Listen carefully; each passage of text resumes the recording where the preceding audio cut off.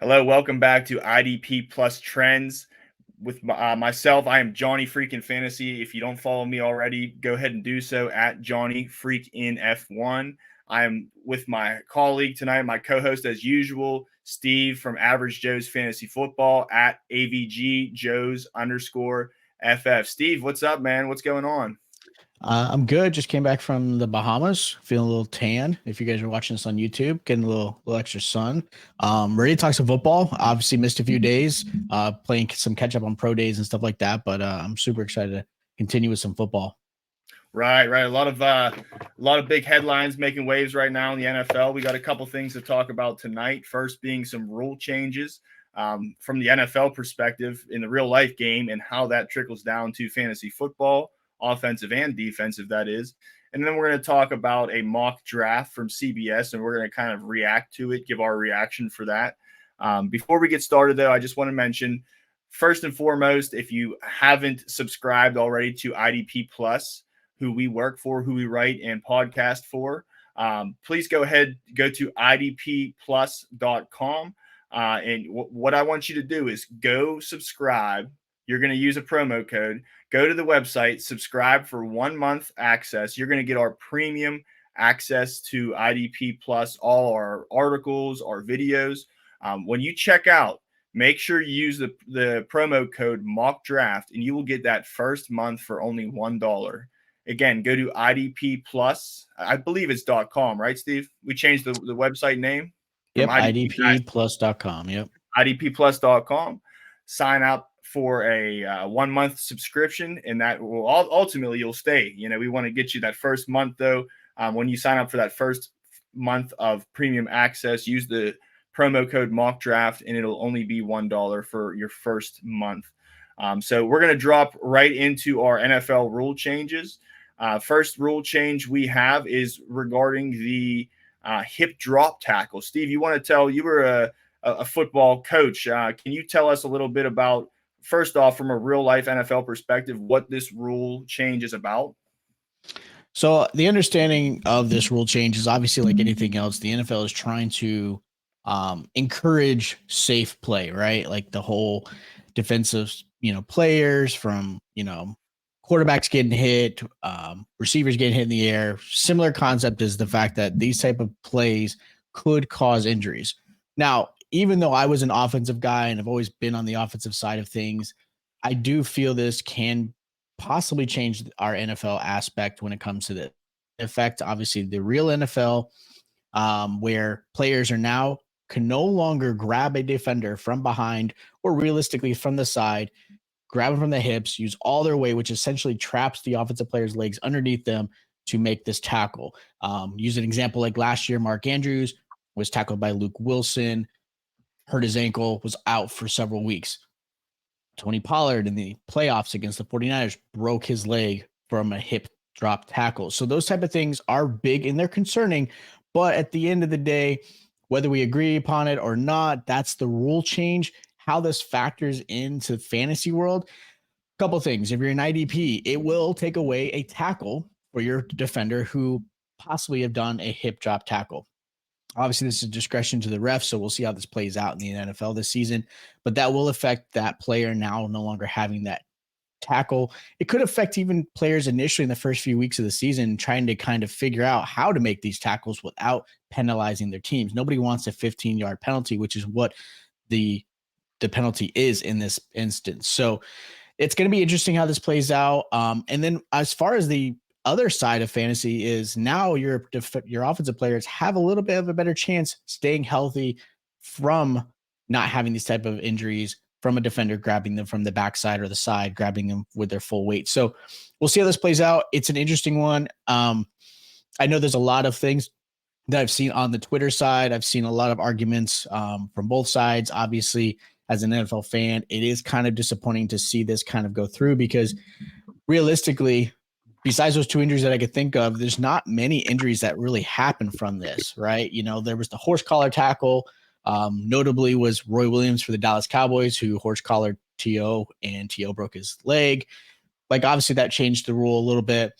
But again, we'll see how this changes. I'm not a big fan of it, but we're moving forward. We'll see how this affects our NFL teams and favorite fantasy players.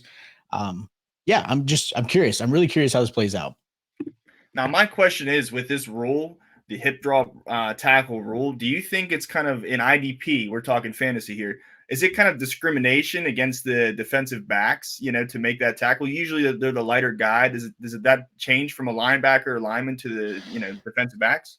Yeah, obviously, because typically the way this tackle is done, it is typically a lighter defender against a heavier offensive player. So yeah, those type of players will probably be affected more often than say a linebacker.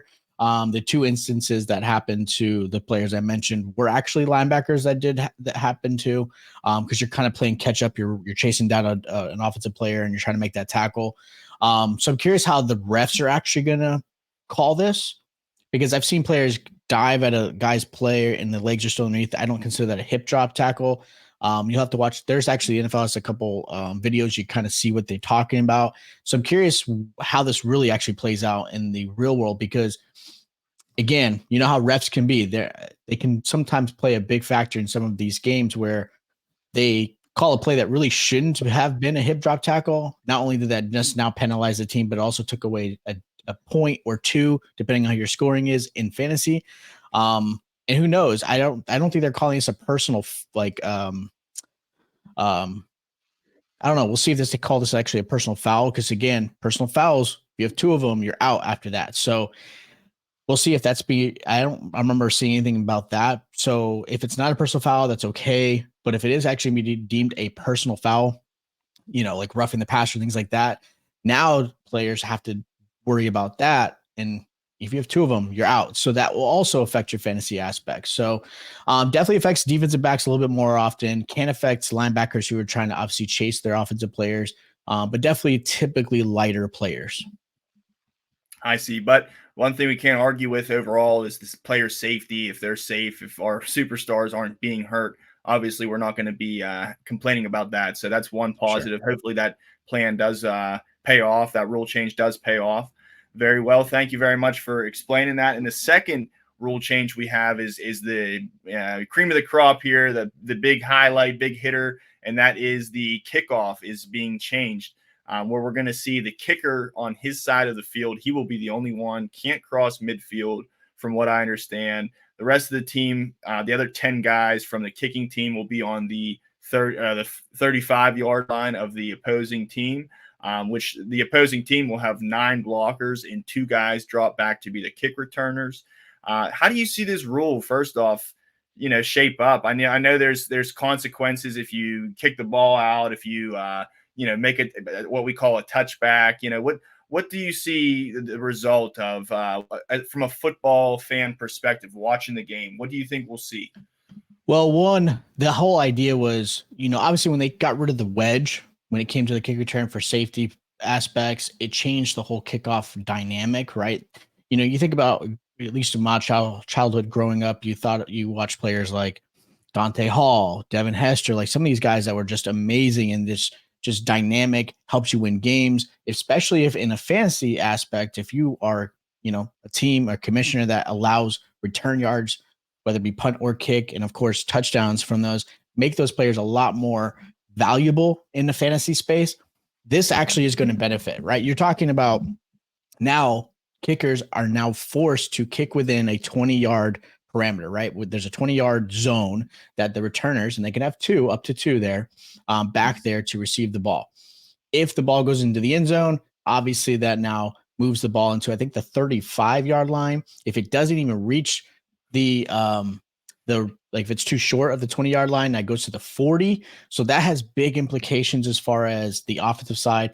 They're trying to mimic the XFL, where they saw a huge, again, high scoring, right? That's what sells tickets nowadays days. So right. You're trying to see more of that.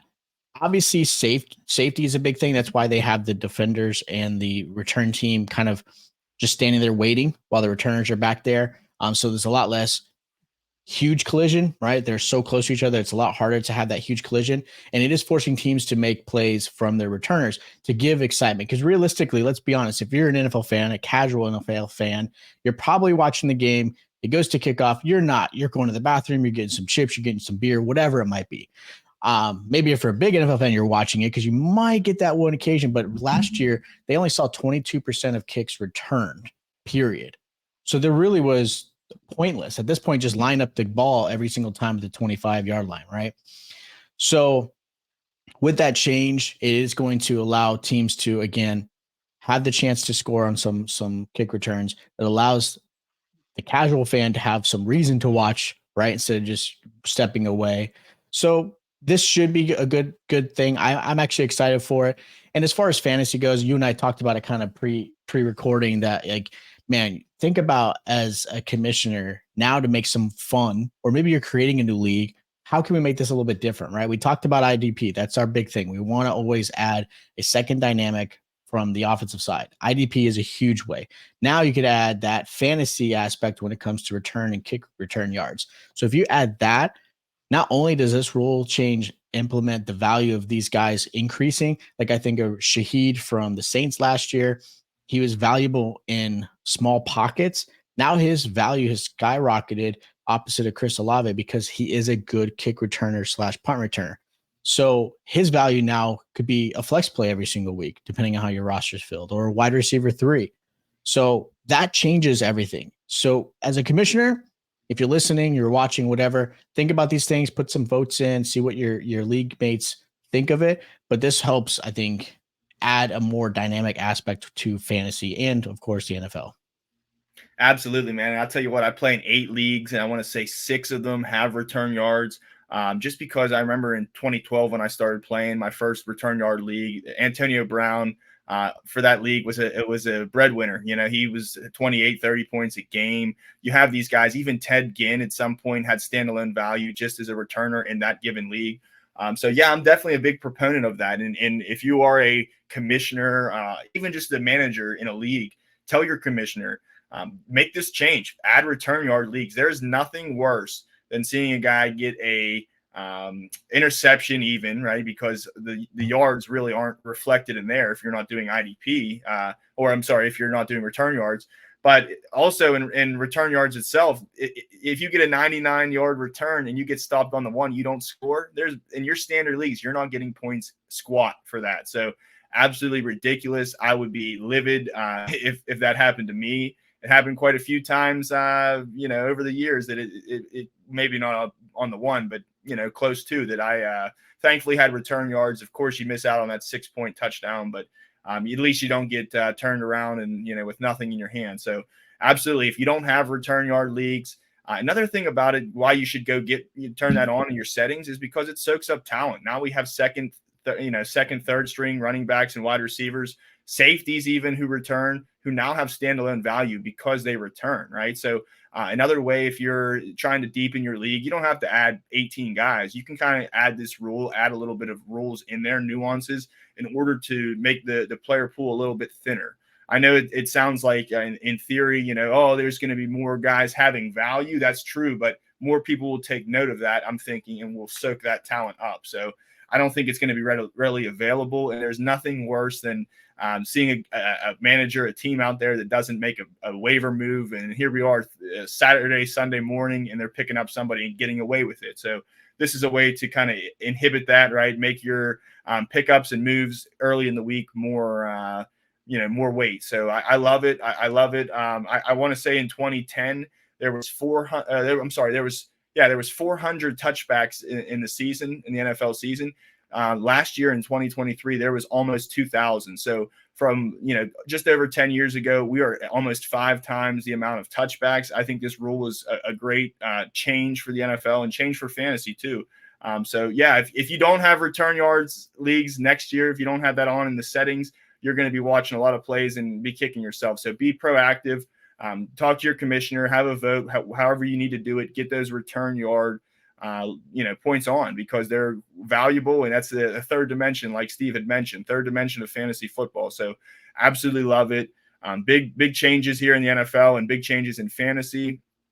Before we move on to our mock draft reaction, I wanted to mention to all those managers and commissioners also listening, if you haven't already, if you're getting ready for baseball, if you did your fantasy baseball draft, if you're getting ahead, you're being proactive for next season for football, Maybe you have a March Madness bracket and you want to get a trophy, a ring, a belt for your league, whatever it may be.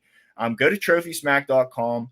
When you purchase a belt or a trophy and you use the promo code at checkout, use the promo code IDP guys, you will get a free ring with that trophy or belt. Again, go to trophysmack.com.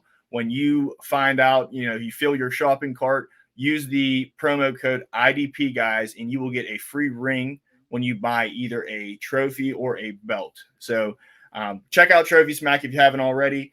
But right now we are going to dive into our mock draft reaction. I know this stuff changes every day, Steve, but we found a nice, a controversial, we'll say, mock draft on CBS that just dropped 12 hours ago. So, we're just under a month to the draft. This is pretty, ticky tacky at this point. We had pro days go in the rearview mirror now, combines in the rearview mirror. So let's take a look at where CBS has some of these guys going. At number 1, we have, of course, Caleb there. That's what we think is going to happen. Caleb Williams goes to the Bears. But at number 2, CBS has JJ McCarthy going to Washington. I think this is kind of outlandish. Steve, do you agree with that? Yeah, this is Zach Wilson all over again. I'm just going to call it what it is. I mean, too many times am I seeing on my Twitter, too many times I'm seeing just media outlets talking about it, that JJ McCarthy is moving up. He's looking great. He's doing all these things. And I'm not seeing it. I've watched game film. I've watched some of his games. I looked at, what he was able to do with Michigan. There's just other talented quarterbacks that I would rather have than JJ McCarthy. And the fact that, again, this is a mock draft, this isn't the real thing, and this could possibly happen. Yeah. Again, I'm seeing JJ as the number 2 quarterback in a lot of rankings, which is, again, I think a little absurd. But as a Cowboy fan, love it. Bring him on to Washington. I would love to see him twice a year, because I don't think he's as talented as a Jayden Daniels or even, Drake Maye. I would rather, and I know this is where it could be sort of a hot take. I'd rather have Michael Penix over JJ McCarthy. That's just how I feel. Just watching the games, watching the film. I don't know. I'm not a big fan of this move where JJ McCarthy's going to Washington. Could it happen? Absolutely. Everybody falls in love with guys in shorts and these pro days and all that stuff. That's what ends up happening. That's kind of where we are right now. We're what, 2 to 3 weeks out from the draft. There's a lot of nitpicking. There's going to be a lot of, teams talking about players, stuff like that. Just try to, again, it's all about movement, trying to get these players hyped up to maybe get the guy they really want. You're going to hear a lot of crazy stuff, but if this were to happen at number 2, that would probably be one of my biggest shocks. Yeah, I'm not a fan of it either, man. I mean, we were just talking a week ago, maybe JJ McCarthy going and spending a year behind Sam Darnold in Minnesota. And, all of a sudden now he's the guy to go, right off the bat for Washington, as this mock draft has it. Right. So, I just don't see it. I don't agree with it. They lost Sam Howell. I'll say I don't think he got a fair shake. So to let Sam Howell go, number 1, is a bad taste in my mouth. Then to bring in JJ McCarthy, I think that's a stretch. So I wouldn't be rooting for it. I'm not rooting for it. And but if it happens, I'll be rooting for you, because like you said, I agree with you. Hopefully for your Dallas Cowboys, that is what happens, because I like it there for you, for your sake in the division. So JJ McCarthy, number 2 overall in this mock draft, and right behind him going at number 3. We had mentioned Marvin Harrison maybe going to the Patriots. That's not the case in this mock draft. They're going to take a quarterback, and that's going to be Jayden Daniels right after McCarthy. To me, I mean, they have Brissett there. I understand the need for the quarterback. I just don't see it paying off. And really, no matter what quarterback goes to New England, I think they're going to have to change schemes there. It's really not fruitful as far as the receivers around that offense. So to me, I wish Jayden Daniels the best of luck, but I hope that he does not fall to the Patriots. Steve, how about you? Yeah, so for Jayden Daniels' sake, I don't want him there. I think he's the QB2 in this draft. I think he's super talented. I love what I watched in LSU.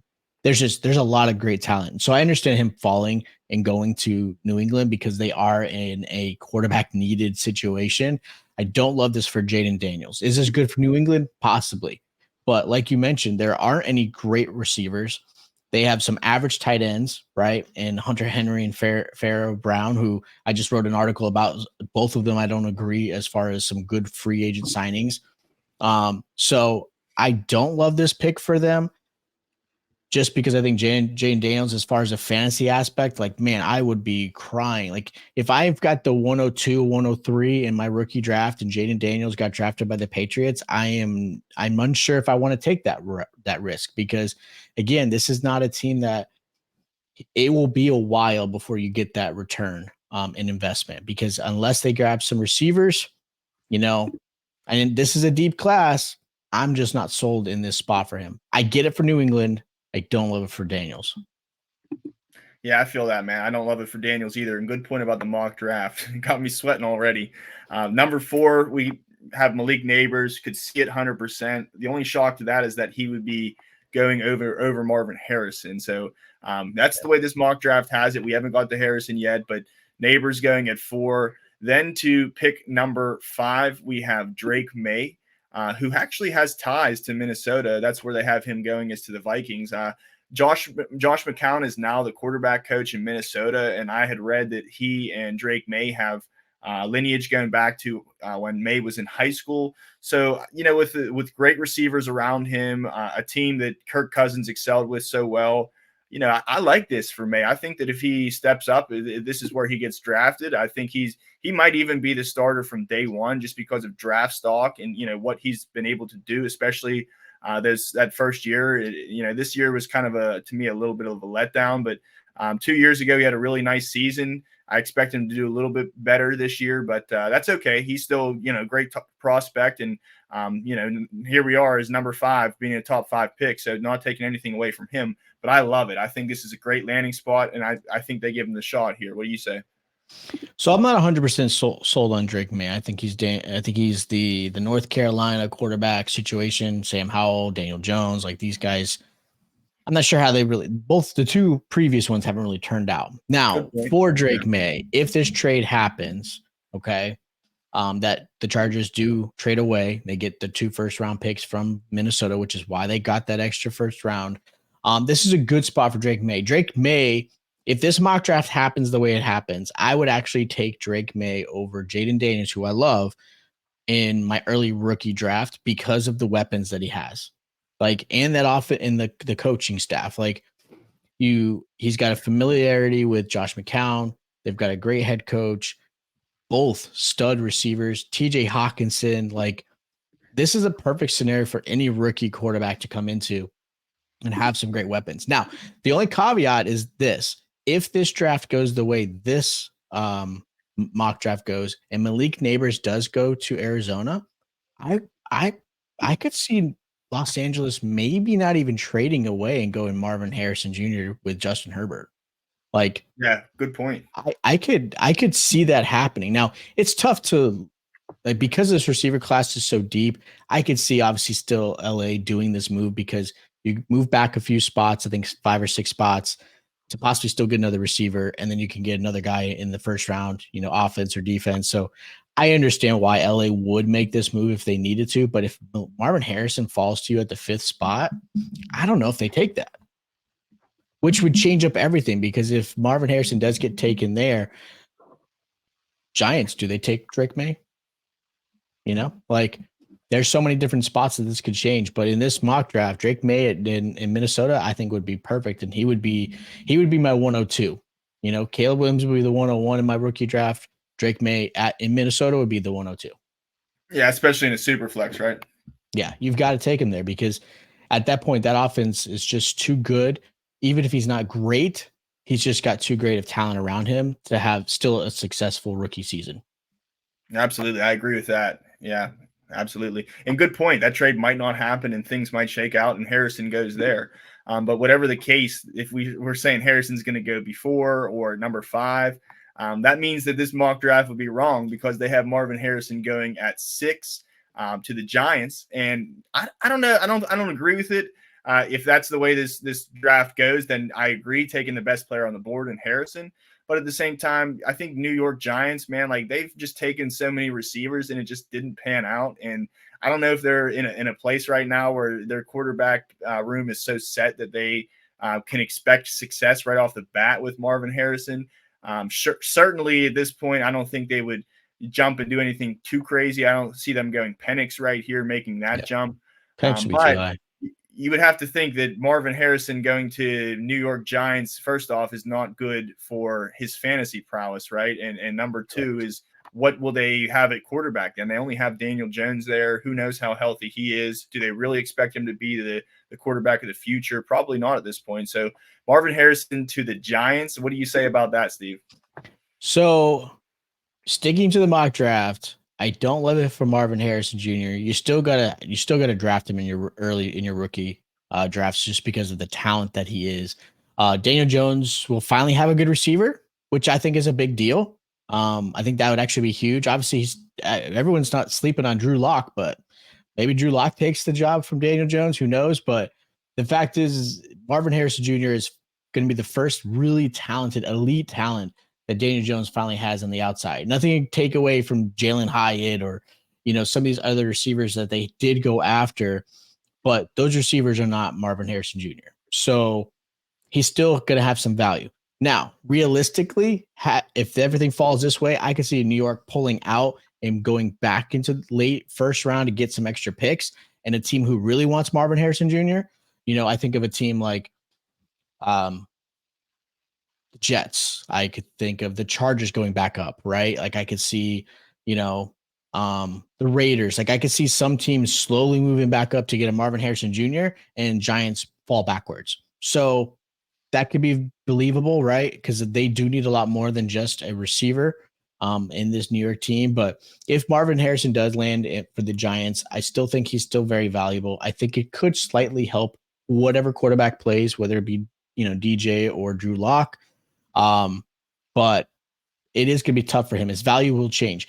I brought this up before. Like there were some mock drafts I've seen in the past where Marvin Harrison goes to New England, and then obviously Neighbors to Arizona. And if you were doing a rookie draft right now, and you had to pick one of those receivers, who would you pick? And I would pick Neighbors every time, just because of the situation he is. He's got a way better quarterback in Kyler Murray than say Jacoby Brissett in New England, if that's the case. So where these guys land, if you guys do your rookie drafts after the fact, that's going to change how these picks are now valued in your rookie draft coming up. Absolutely, man. Yeah, it could go a lot of different ways. Looking forward to how it does. Hopefully Harrison does not go to the Giants. I would not be ecstatic about it, but yeah, if he goes to a team like Arizona, different story. So that's the way it's going right now in this mock draft. Moving on, we have an offensive tackle. Then at Joe Alt at number 7, then come to 8. Our first defensive player. We're licking our chops here. It's Dallas Turner to Atlanta, and I could see this one. I hope it does happen. I think they need it. That's paramount for them, getting that edge rusher. I think it pays off. I'm not sure if it's immediately. On one hand, it's a spot that's needed, and he should play. The playing time should be there. But going back to history and team history, I'm a little bit hesitant to when has the Atlanta Falcons really had a dominant fantasy edge rusher? Does that scare you too? Yeah, I mean, let's be honest, they've drafted edge rushers in the past, right? In the first round, and they've just, for whatever reason, just never really panned out, right? Like, what was the last one? I think Dante Fowler, I think was the last one. Mm-hmm. Like they just, for whatever reason in Atlanta, they just don't pan very well. Now, Dallas Turner is a very talented edge rusher. And yeah, he could have some value. I wouldn't go crazy for him when it comes to, my drafts yet. Sometimes you see some of these rookies, they don't always start off really strong. Will Anderson obviously was a little unique from last season, but defensive ends when it comes to IDP, rookies can take a year or two before they really kind of shine, unless you're just absolutely generational. And Dallas Turner can be that guy. I do like the next pick, though, that we'll talk about. I think that he's in a better position for this edge rusher than I think Dallas Turner, just because of just the lack of other weapons on that defensive side to help him out. Turner will definitely be focused a lot. So he might have some struggle at the beginning, first 3 or 4 games of the season, but he could potentially be a nice little pick, especially in your dynasty. Put him on your taxi squad for a year or so, and he might shine for you. Yeah, I agree. Kind of Will Anderson effect. Maybe doesn't, hit right off, hit Yeah. big right off the bat. So, yeah, I agree. Dallas Turner, great landing spot for him. Probably what happens. I think that's pretty chalk. Moving on, number 9, we got Jared Verse to the Bears. I think this would be a great addition for them next to Montez Sweat on the other side of the line, I should say. I think this if he'll have production right away, maybe even outproduce Dallas Turner. I think this would be a great landing spot. I'm excited for Verse out of Florida State. Steve, how about you? Yeah, I'm a huge Florida State fan, so I watched plenty of games and I watched how disruptive he was. Obviously, he had some help, with Brayton Fisk as well on that defensive line. So you're adding again him with Montez Sweat, which was a great trade for the Bears last year. Like this is a very good move. You're beefing up that defensive line, which is huge, right? You need that to help build this team. Like they're going to be set on the offensive side with the weapons they're going to have with Keenan Allen, DJ Moore, Caleb Williams now at their quarterback, Komet, like they're going to be beefed there. So now adding defensive players to help this team out, the Chicago team could be a surprise this upcoming season. Inverse could be again a better player this year over Dallas Turner compared to in the next 2 to 3 years. So if you're looking for maybe if you're in redraft and you just want to pick up a player late in your redraft and you need a backup depth in defensive end, Verse could be a guy who might shine and do pretty well for you. And you didn't have to put a lot of draft capital for him. Now, as far as dynasty goes, I still think I would take Dallas Turner over Verse, but understanding that he's going to be sitting on my taxi squad probably for the year or so. Right, right. Temper expectations with both of these guys, but wouldn't be surprised, especially if Verse, hit right away, hit the ground running strong. So, back to back edge rushers there, our first defensive players off the board.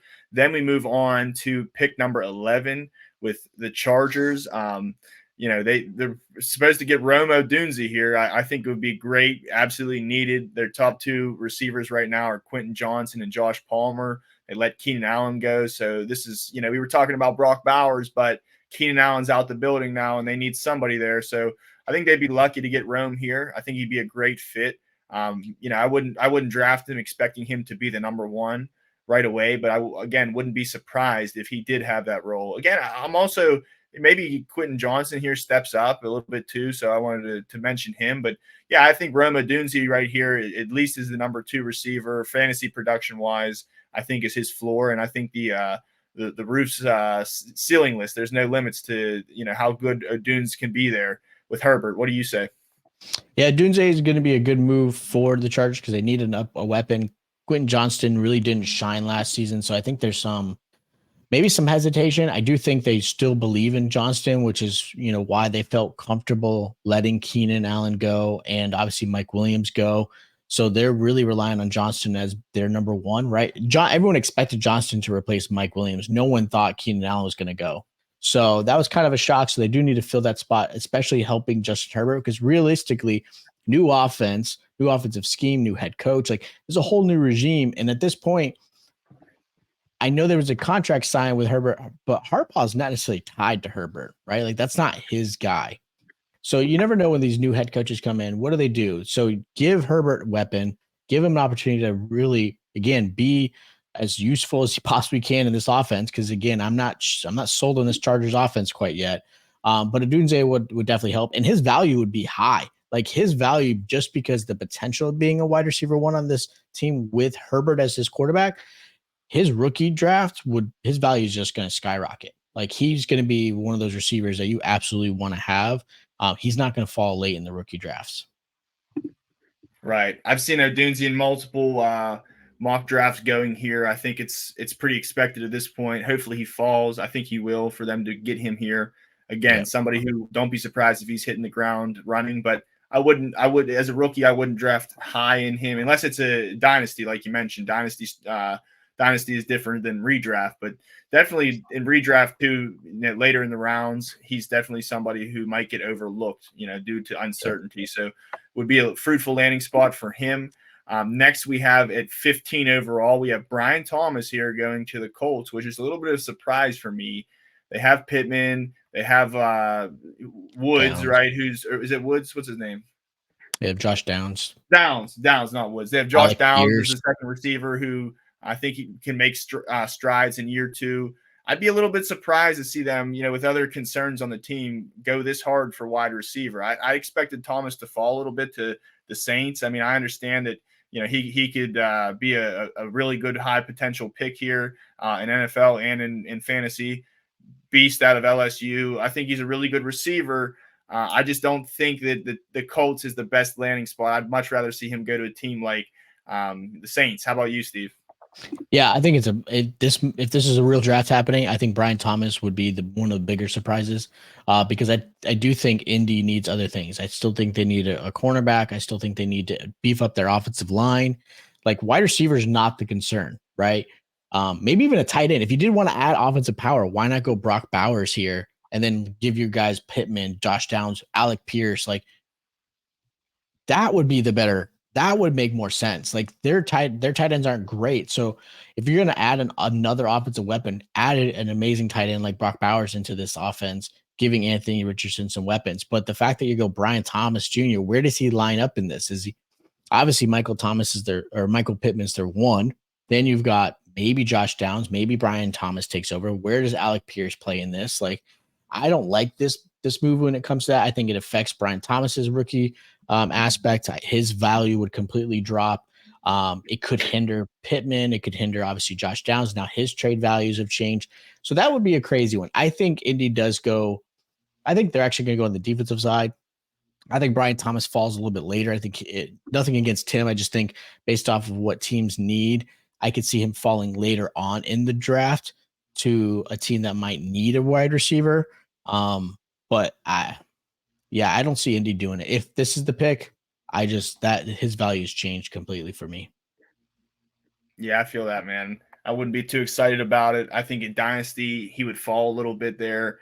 Might take a year to get him rolling. Like you said, he could be number 2, but he could be number 3, right? And Yep. who knows how that number 3's target share is going to be with Richardson there. We really haven't seen much of him to even put that affirmation into Brian Thomas as a rookie as the number 3 potentially receiver there. So yeah, a little bit uncertainty there, a little bit disappointed. But here we go. Brock Bowers going to the Bengals at pick 18 overall. And I think as much as the Bengals, historically wise, have had trouble having fruitful tight ends, I think this could break the mold. I think Brock Bowers would be a great landing spot there for Joe Burrow. I'm not really scared about Higgins and Chase. Maybe Higgins ends up leaving. That might not be even a long-term thing.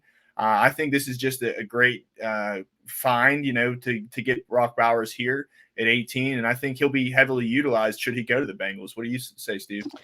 Yeah, so Bowers would make my article for my winners and losers tight end that we talked about free agency kind of affect that, because I actually like the Mike Gesicki move to Cincy, and I know a lot of people are kind of tired of Mike Gesicki, but I think that was a good move for him, where they didn't necessarily have to go after a tight end.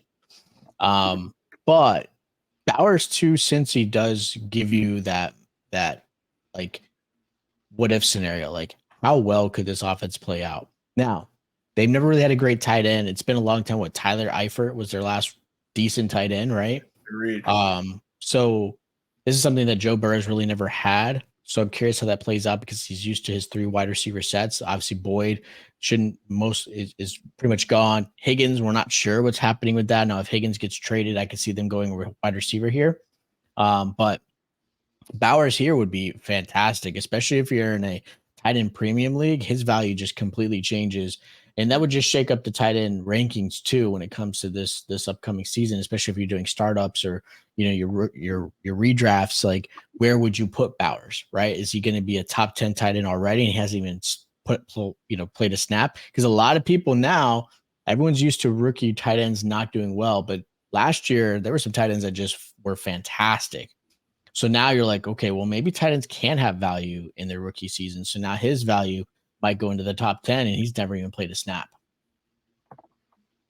You're right. That's a good point. Rookies, is it going to happen again? Is it going to repeat, or was it an outlier? We're uncertain on that.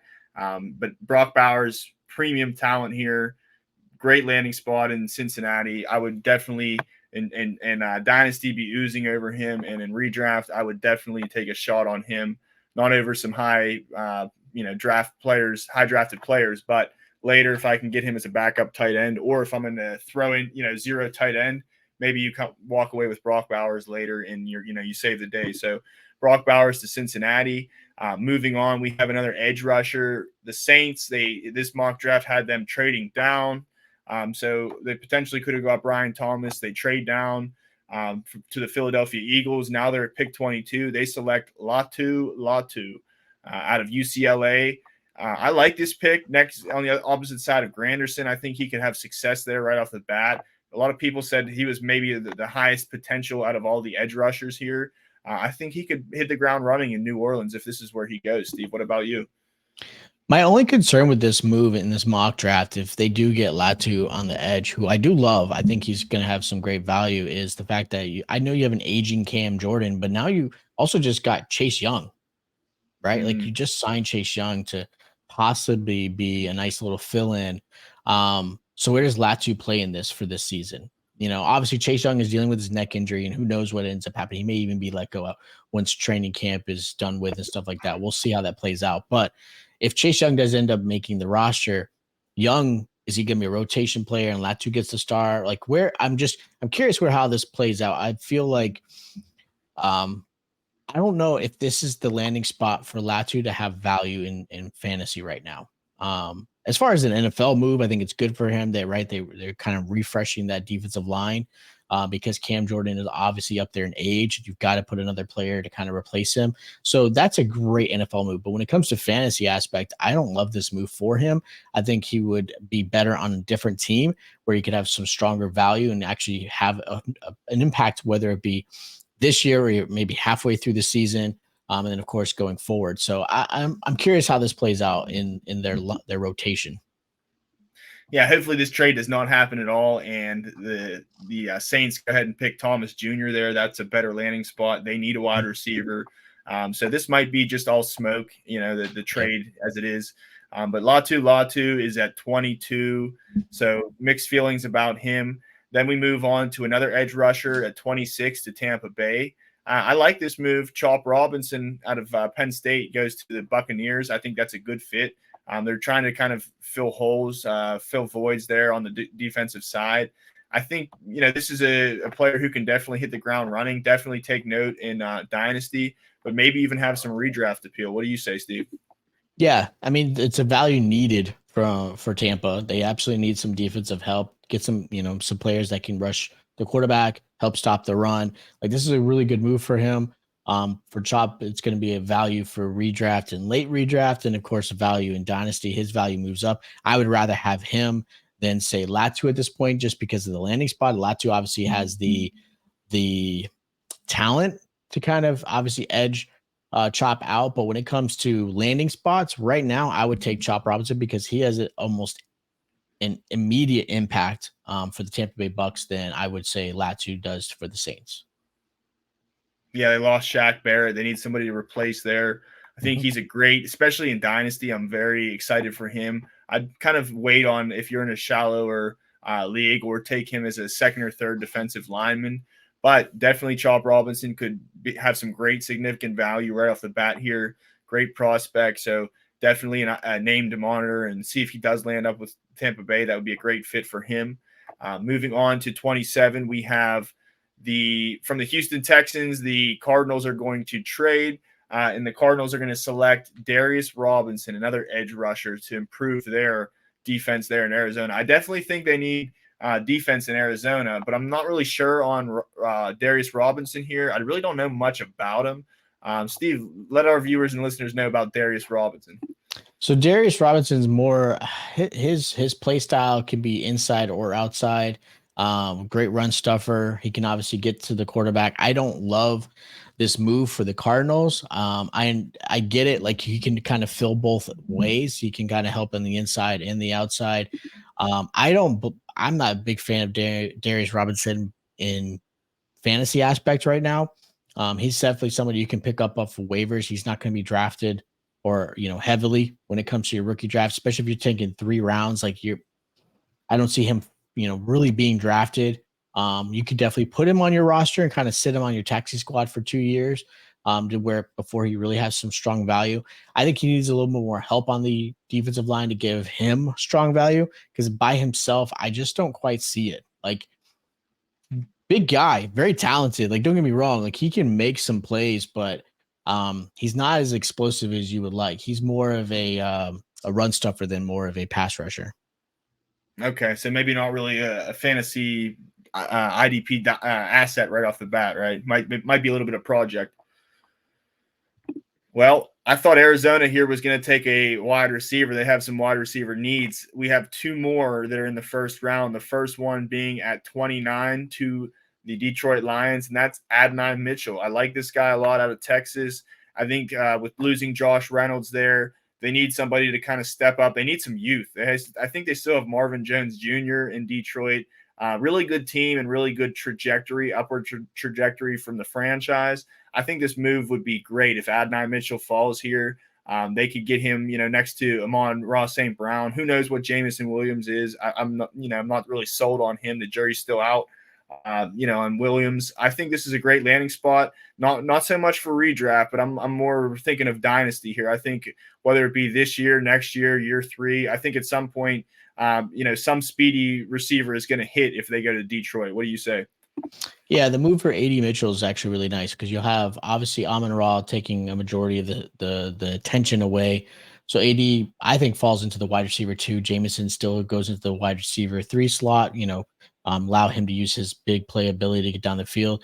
I think AD Mitchell's value will be really strong for the Lions. I think it not only helps obviously Amon-Ra, it helps Jameson Williams a little bit. I think his value obviously will drop if AD Mitchell does get drafted here, but of course helps Laporta, it helps Goff. Like, that would just skyrocket this offense to a premier level. Like, they could easily be the top offense in the NFL if they draft AD Mitchell. So yeah, I think his value is great. He was one of my favorite prospects coming into this season. I liked him a lot. I think he's got a little bit of a project behind him, but I think he will be a really strong wide receiver 2 for this team, which could be a nice little flex or wide receiver 3 on your fantasy roster, especially if you're in a 12-man league. Right. So definitely some value there. Would be a nice landing spot for Mitchell out of Texas. Really good player, really good receiver, burner, can hit the big play, and that's what they need, frankly, in Detroit. So love that landing spot. Next, we have at pick 30, the Broncos, who definitely need a quarterback. They get our guy here, Michael Penix Jr. I don't see him really, breaking that mold, like I said earlier, to the Giants. I don't see them reaching this far, but I think this is a great landing spot for Michael Penix. First round, I think that's very likely to happen. Broncos need a quarterback, and I think that he does fall this far.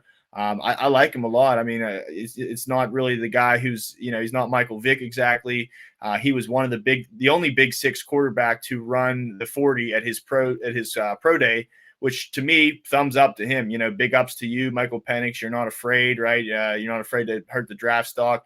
Had ACL injuries, so again, not Michael Vick, not somebody who's going to be scrambling like crazy, rush for 750 yards, but still mobile, and still somebody who they have a good team around there. They're making some moves on the offensive side. I like Mims a lot there. Cortland Sutton had a really nice year. They just signed Josh Reynolds also. A little bit concerned around the tight end. They have Dulcich, Adam Troutman. I don't think that's much help for him, but as far as certainty to play and getting the snaps and room to grow, I think that is in the cards here for Michael Penix. And I do think it's inevitable that they take a quarterback that, it is going to be Penix. I like it more so in Dynasty than redraft. I'd like to see him put the pieces together. Even Russ Wilson, who was a great quarterback, struggled last year in Denver. So I'm not ecstatic about it, but I do like it here. And I think he's absolutely the starter right away. What do you say? Yeah, I think you get Penix in probably the second round, even in Superflex. So I think his value is really strong there. I tweeted out actually earlier this week. I'm a huge fan of Penix. I'm a little biased. He's from Florida. He's actually his dad is a family friend. So like there's a little bit of a tie there. So I root for him as much as I can. If Denver does make this trade for Baltimore to get back in the first, it makes sense, because technically Baltimore or Denver has the 12th pick, but in this mock draft they go cornerback. opposite of Surtain, which is a good move for them, but that's with the risk of them not being able to get back in. So could Penix go into the 12th spot? Possibly. I think it's a little early because I do think Penix is a late first round, early second round in the NFL. I think his talent is there. I do think there's some concerns with his health and the injuries that he's had.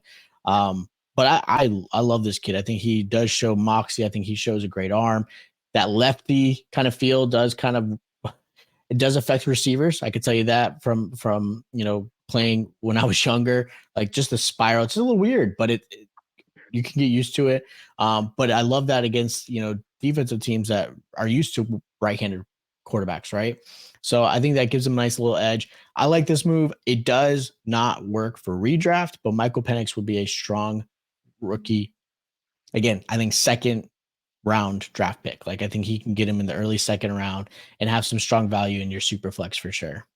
Definitely. Yeah. Super flexes, quarterbacks, heavy price, heavy value there. So don't let him fall too far. This is a good landing spot. He's going to start right away. Maybe the team gets better, maybe pieces around them. They get Reynolds. Maybe Marvin Mims steps up and Javonte Williams comes off a little bit healthier this year. So I think there's room to grow here for Penix. I like him too. Not ecstatic, but I like him, especially in Dynasty, right? And then finally, our last pick in the first round. That's a big position here. We got Lad McConkey from Georgia going to Kansas City Chiefs. They have Rice. They have now Marquise Brown. To me, if they get Lad McConkey in redraft, I am 100% out. I'm not interested. I think he's a great player and, kind of like a, slot guy, somebody that maybe like a Hunter Renfrow role for him.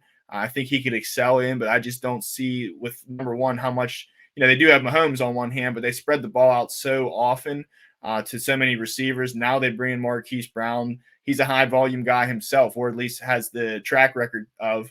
And then they also have Rashid Rice, who's on the uphill, the ascension too. So Lad McConkey, I think it's a great move for a championship team. Add another guy in depth there, but I don't see him hitting a big payday for fantasy as far as redraft right off the bat. Maybe Dynasty is still, high trajectory there. But as far as redraft, I'm out on McConkey. How about you? Yeah, McConkey is a tough one to read. I would say I actually would be surprised if Kansas City goes that route. I think Kansas City now needs to go defense, get a cornerback to replace Snead. So I think that's going to be a big one. But if they do go the wide receiver route and they do get McConkey, I think McConkey is very talented. He knows how to get open. He knows how to run with his quarterback if he's scrambling. Very quick in small spaces. I am curious where he would play. Is he a slot guy? Could he play outside? Because Marquise Brown is also a smaller guy too. So you don't have big receivers. I won't love this for Rashid Rice because again, now you're opening this up where Mahomes is going to throw to whoever's open. Mahomes isn't going to be, besides Travis Kelce, he's not going to hone in on one wide receiver at a time. That's just how this offense has kind of changed. It used to be Kelce Hill. When Tyreek left, it became Kelce show and then Mahomes kind of really traditional West Coast. Throw to whoever's open. Rice did show some strong value last year, and I was a huge fan of Rice last year. I have a lot of shares of him, and I still think he's very valuable. Now, if Lad McConkey does end up there, I think his value does diminish a little bit. It affects Marquise Brown. Does not affect Patrick Mahomes at all. Patrick Mahomes easily. I have Patrick Mahomes as QB2 in Dynasty. I have Josh Allen first. You can shoot me later, but it does not affect him at all. But I think it affects McConkey. I now lower my expectations when it comes to him in my Dynasty, especially rankings. And then, of course, redraft, I'm not touching him at all. Maybe a late waiver wire, depending on how the season plays out. You're kind of fighting for him, but his value is completely gone. Yeah, it may take an injury there if he does end up going there. You're right. Losing Snead, I don't see. They have a lot of money. They gave money to Chris Jones, rightfully so.